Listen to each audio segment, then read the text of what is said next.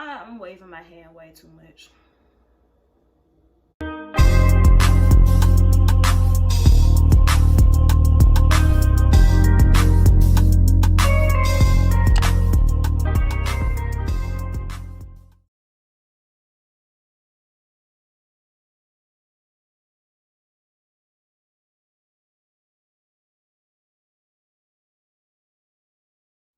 Hey guys, how are you doing today? I hope you're doing very well.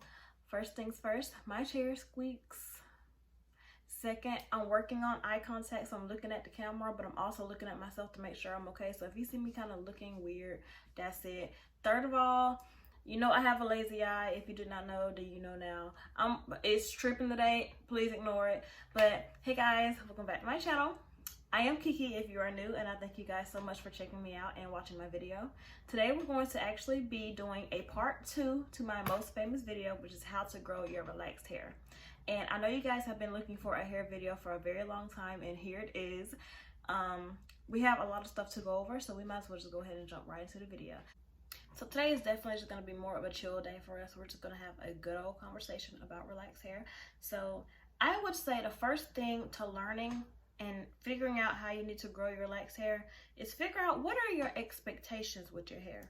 You will not get anywhere if you don't know your expectations.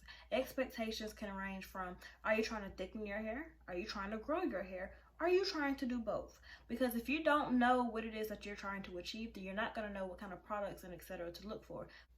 Number 2 would definitely be know how much hair you typically lose. Now I say this because, you know, your hair can definitely break off when you have a relaxer.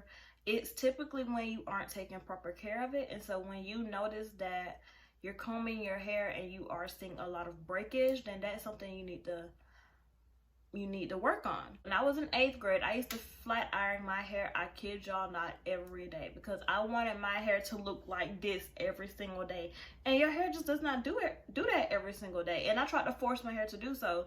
So with doing that, I damaged my hair very badly. I had a lot of breakage because my hair was not doing well. So in 10th grade, when I realized that I wanted to grow my hair, I was like, why is my hair breaking off this bad? It would be pieces like this short, this long, like it would just be all kind of hair breaking off. I would comb my hair and my bathroom floor and counter would be covered in hair because my hair was breaking off so bad. I also did not believe in getting in trims because I wanted to keep as much length as possible, and we will get into that later. But knowing how much your hair typically breaks off is very key, because if you notice that you're trying new products and you're losing more hair, your hair probably does not like it. Or if you start using a new product and you comb your hair and you're like, oh snap, not as much hair is coming out anymore, then you know you're doing something right. So just knowing how much hair you typically lose with different things and in general is very important.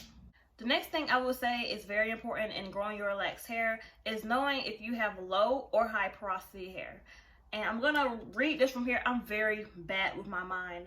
Low porosity hair is when your cuticle and your hair, like your hair shaft, like this whole piece of hair, when your cuticle layer is very tight. So this means when you have low porosity hair, your hair takes a long time and it's very hard to become moisturized because your cuticle is so tight. Then you will notice that when you wash your hair, it takes a long time for your hair to actually get wet. Or when you moisturize your hair, it's like the product just sits on your hair, but it will not absorb. You probably have low porosity hair.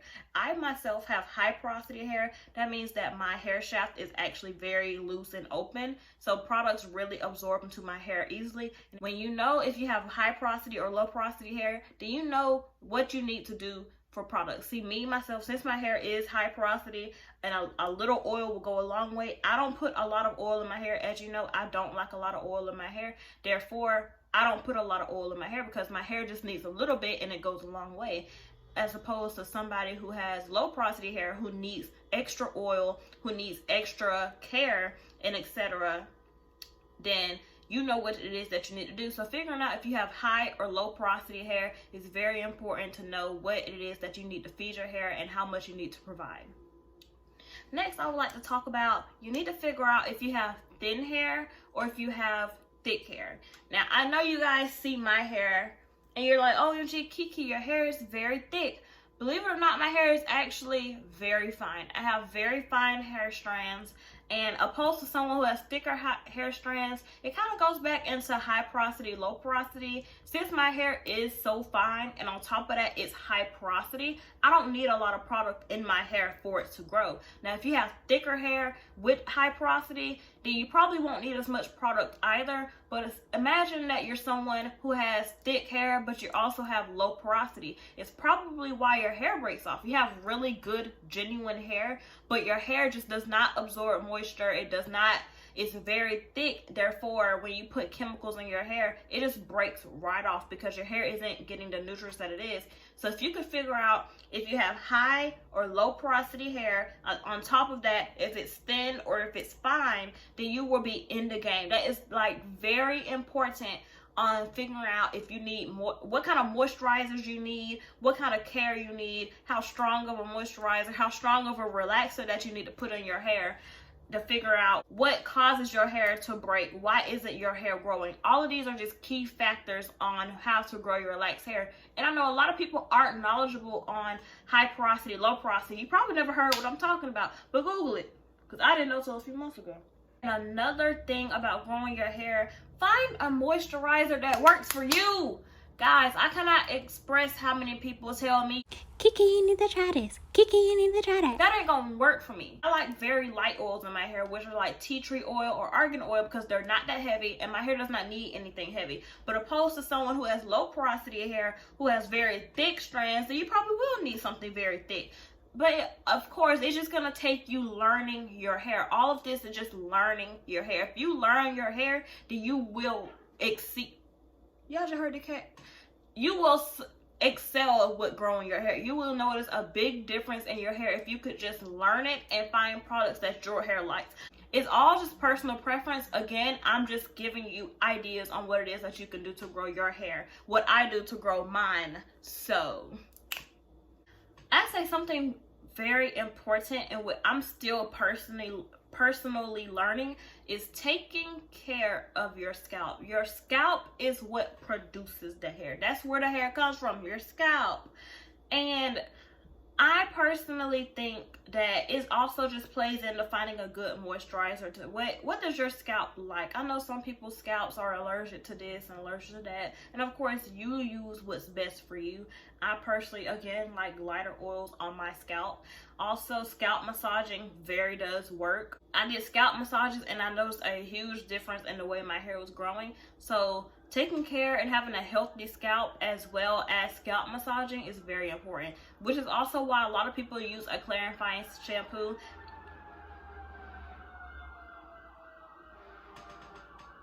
I hope y'all can hear me over them rude, but this is why a lot of people use a clarifying shampoo. It's simply because you just need to clean your scalp. You need to get all of that stuff off. All that gunk, build up, dandruff, it just needs to come off sometimes. So you just need to clean your scalp, keep it healthy. That's very important. I will go ahead, I'm just gonna make this very short and simple. If you don't trim your ends, then you're not going to get anywhere with your hair. I'll try to insert some clips and pictures of why you need to trim your hair, but I will say, like I told y'all, I used to not like to get my ends trimmed because I felt like I was losing length, which I technically was, but I'm definitely more knowledgeable now. I will take length for health. My hair is just fine right now. It probably does not look like it, but it's just fine. I don't have really that many split ends anymore. Of course, I get my hair trimmed every time I go get my my hair done. It's been a few weeks since I got my hair done, and y'all, please stop walking around with skinny ends. Even if you go get your hair professionally done, you got split ends and you don't want to cut them, your hair still gonna look a mess. It's gonna be ugly. Don't nobody want to be seen with that. I don't hang around with nobody who got some bad ends on their head. I'll cut them. That's ugly. It's so ugly. It's not cute. Grow up, trim your ends, fix it. I don't care if I don't want my hair to be that short. Cut them. Your hair, oh my God, y'all so childish. No, I'm looking at a computer just so I can make sure I'm on the right track because everything just falls in line. So the next few things I'm gonna talk about all kind of just go together. So just putting that out there. Something that I just need to talk about to get through some of y'all's brains is that not everyone's hair likes relaxers.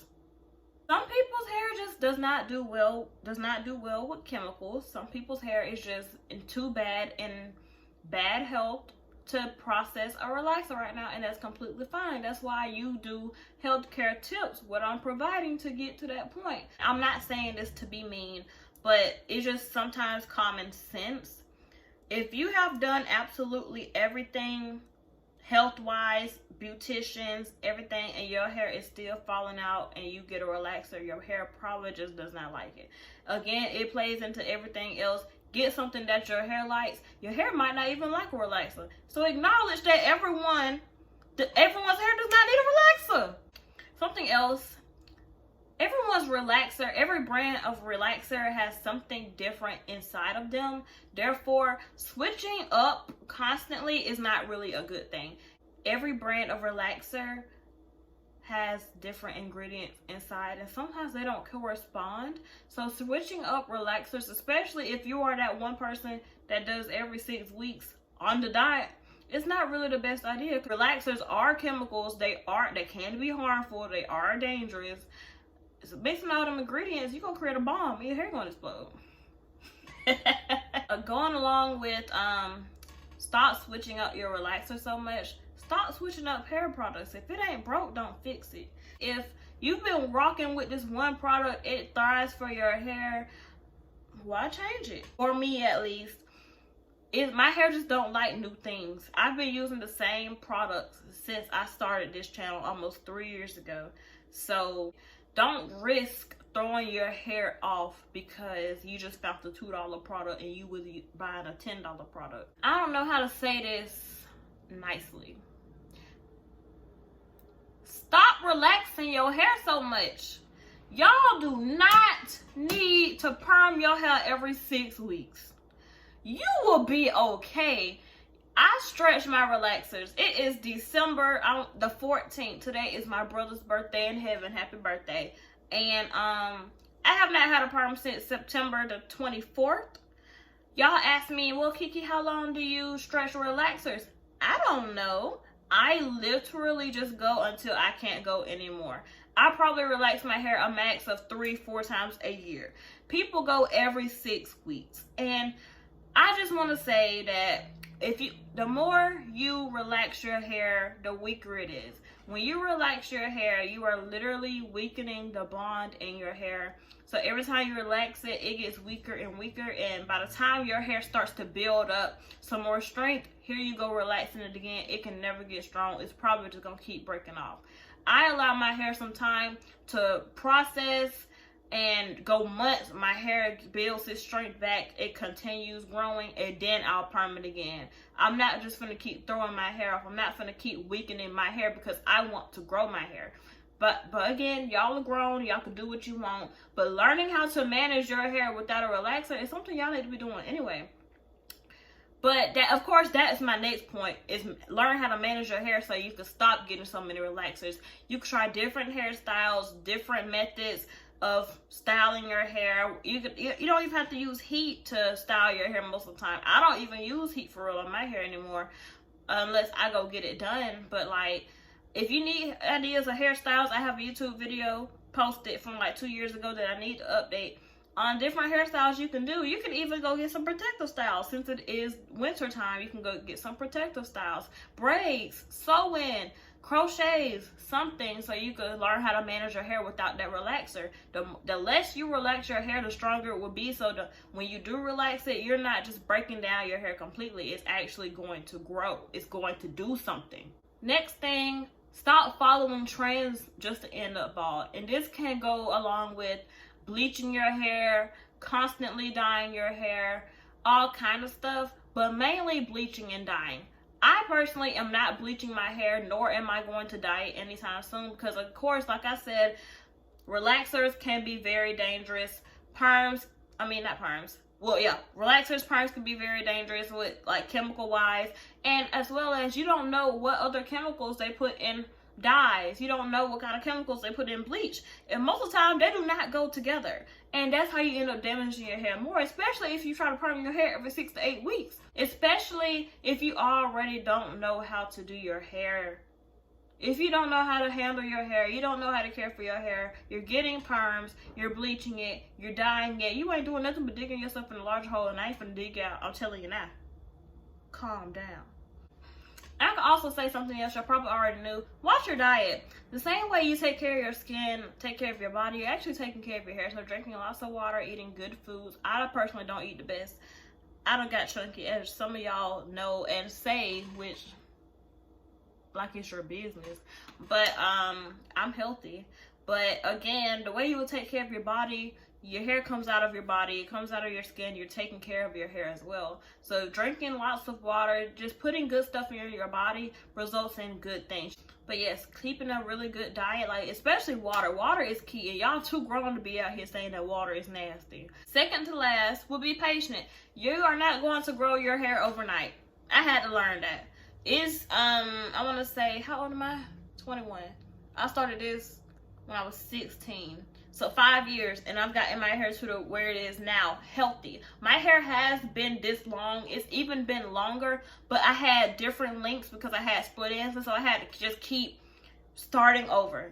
Trim, grow, trim, grow, trim. Now every inch of my hair is completely healthy. My hair, by the time I turned 22, November 24th of 2021, I'm stamping it, I will have waist-length hair. I know I will. And last but not least, is just love your hair. Sometimes your hair just needs a little loving. You just need to be patient with it. You need to love your hair. If your hair don't come out right one day, love it anyways. Figure out your hair, love your hair, be patient with your hair, and your hair will get back right with you. So these are my tips on how to grow your relaxed hair, part 2. If you guys would like a part 3, I would be more than happy to create that for you guys. I am creating different contents. I do cooking videos. I also do vlogs. I am working on putting out some more hair videos.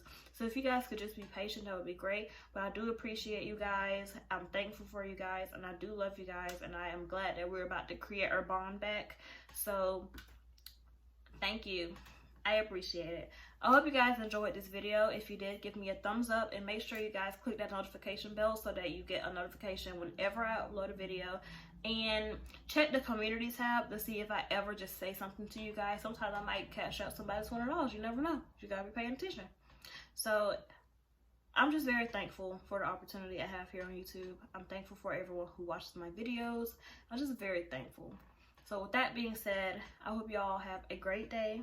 I love you guys, and peace out.